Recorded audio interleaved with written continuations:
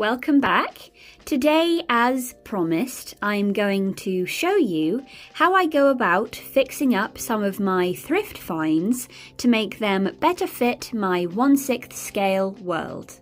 We're going to start off very simply by removing the stains from the cream 70s Cindy armchair that I showed you last video. I always like to start by cleaning the item in soap and water where I can, especially when it is a thrift find. I actually really enjoy this step because there's just something really satisfying about it, and I always like to use a toothbrush to get a really good lather going and also to reach into all the little crevices. For furniture that can't really get this wet, like wood, I do usually have to make do with an antibacterial wipe, which isn't ideal, but it does get the job done. Now that we have a nice clean base, we can assess the actual canvas. All these marks here are obviously more stubborn stains, and I have a few different ways that I usually go about removing those. First, I'm going to have a go with a little bit of hand sanitizer because this can sometimes get rid of some more stubborn staining, as I discovered when desperately trying to clean my desk of purple pastels after one of my repaint videos.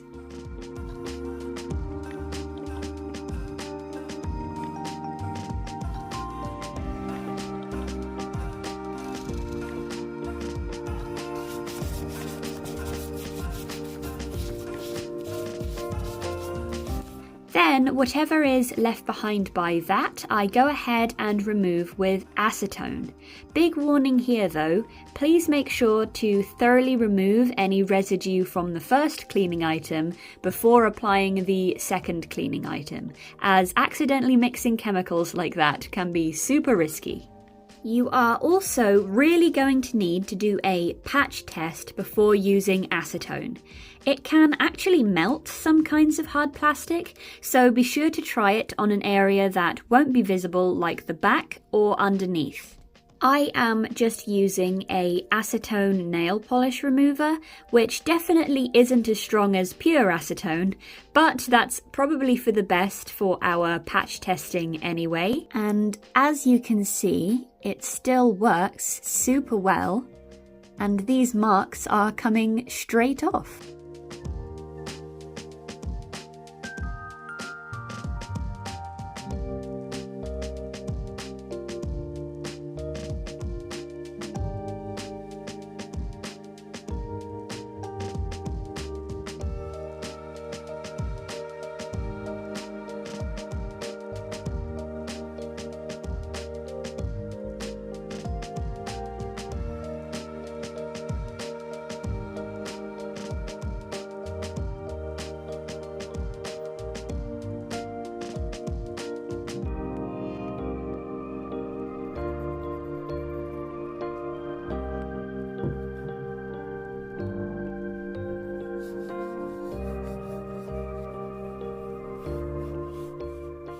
Now we have a very nice, clean little armchair here.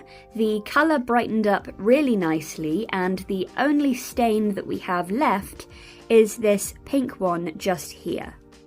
I can tell that this is more than likely going to be permanent marker, and the only way to remove that from vinyl is with something containing a bleaching agent like benzoyl peroxide.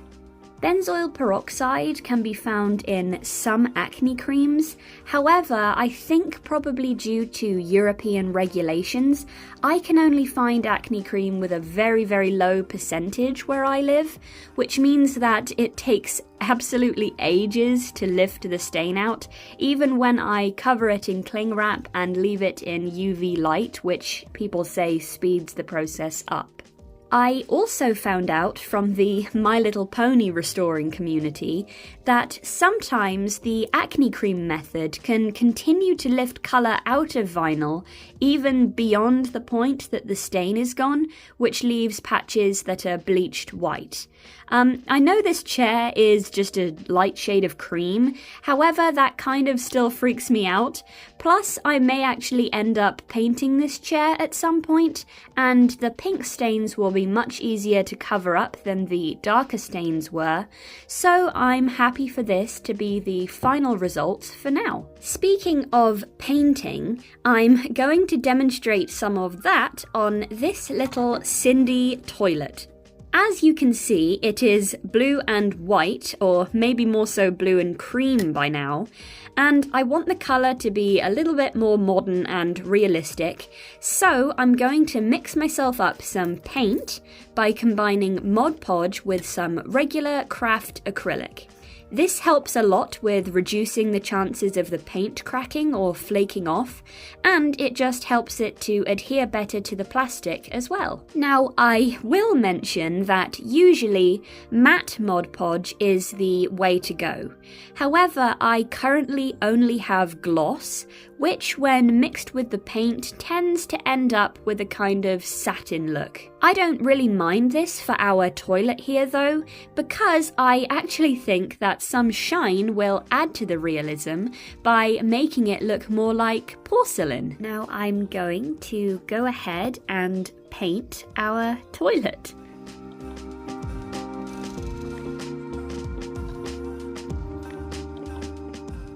This one had some stains that were not removable, mainly because this is the kind of plastic that acetone will just melt.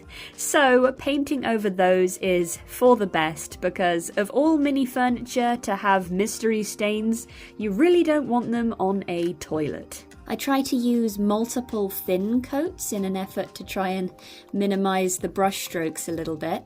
Once your base is nice and opaque, you can work on adding any smaller painted details. And that is our little Cindy toilet all finished. As you can see, there is some shine to it from the Mod Podge, but like I said, I really like how that kind of emphasizes the kind of porcelain look to it, so I shall leave it as it is. However, if I did want a more matte look for it, I would go in and give it a quick coat of matte sealant, like I did with this. I didn't want to waste my Mr. Super Clear because that stuff is very expensive and I really need to save it for doll repaints. So I just used a basic Hobbycraft sealant and it got the job done quite nicely.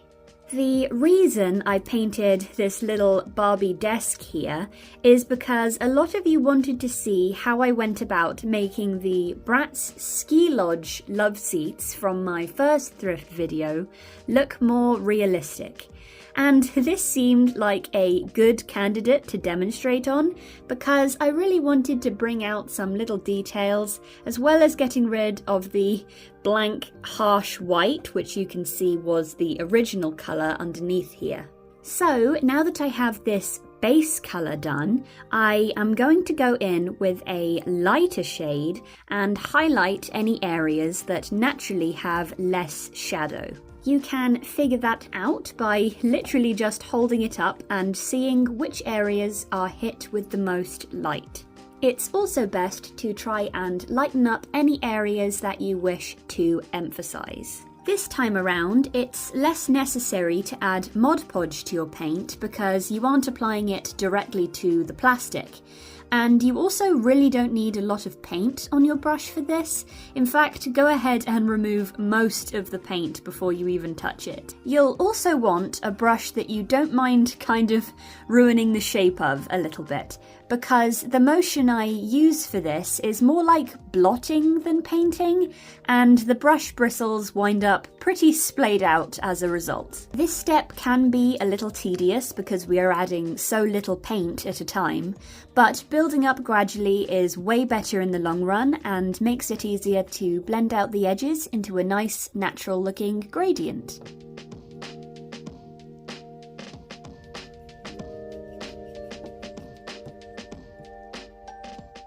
Once we have all of that done, as you can see, we already have some progress made in making our furniture look less flat. But next we want to do the opposite of highlighting by taking a colour darker than our mid-tone and adding it into all the areas that are most shadowed. That's going to be in any corners, around any raised parts, and near the edges that will be closest to or in contact with the wall or the floor. It's basically like contouring, but for furniture. If the furniture piece is meant to be fabric, like those Bratz couches, also make sure that you are shading any creases or wrinkles.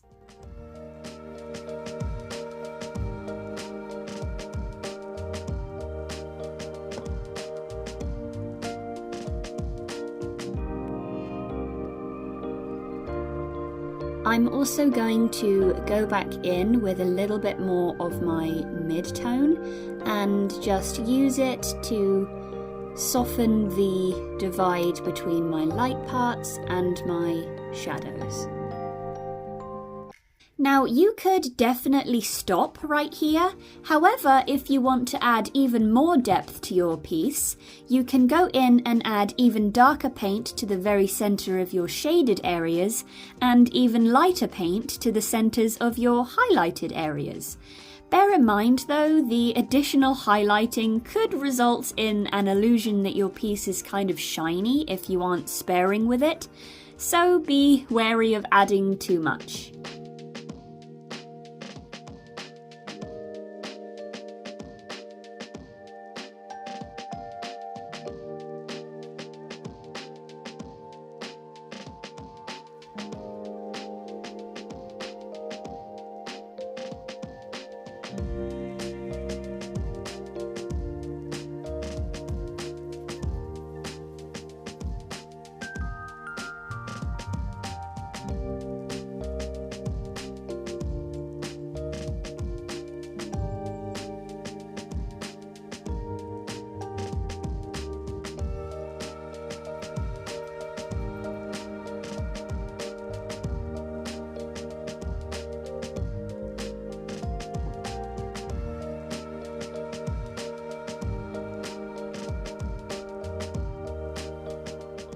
And with that, we are all done.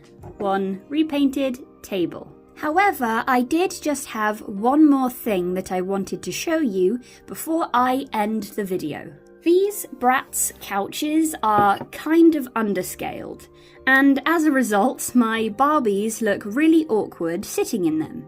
To try and fix that, I'm going to add these little wooden beads underneath as legs to add some height and make them read more as armchairs for Barbie. I have some Gorilla wood glue here, and usefully these love seats already have these 4 little holes underneath, which I can use as a guide for where to glue the legs. So I'll just apply some of my wood glue on the inside of these little holes. Add in my bead, making sure that the flat side where the hole is going to be flush with the ground. Repeat for all 4.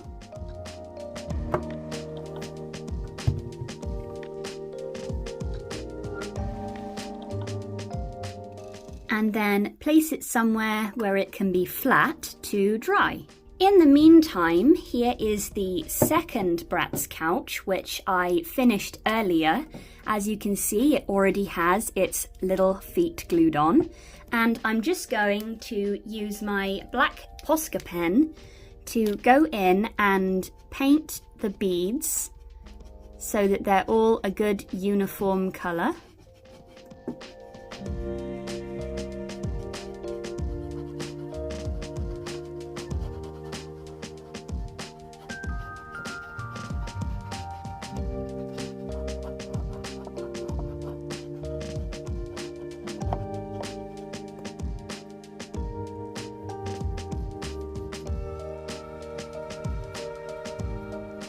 Again, place it somewhere upside down to dry. I found that having this back piece hang off the edge of my desk was best. And there we have it, 4 pieces of new and improved thrifted doll furniture. Thank you so much for watching. I hope you enjoyed this video, and if you did, I'd very much appreciate a like and maybe even a subscribe if you'd like to see more, and let me know in the comments down below whether you'd like to see me repaint more furniture in the future. Bye!